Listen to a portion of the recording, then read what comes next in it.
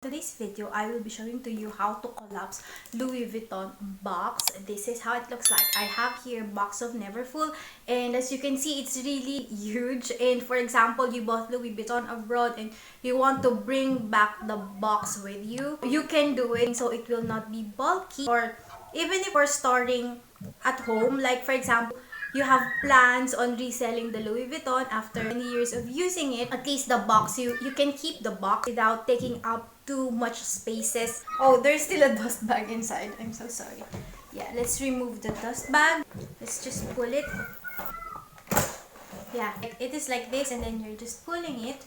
And then on the other side, pull it also like that. And then, yeah, you can store it now like this.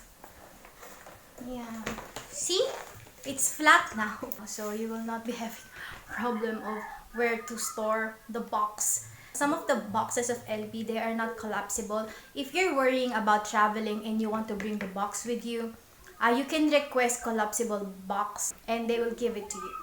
So I think guys, that's it for now. This is just a quick video, so thank you so much for watching and see you in my next video. Bye!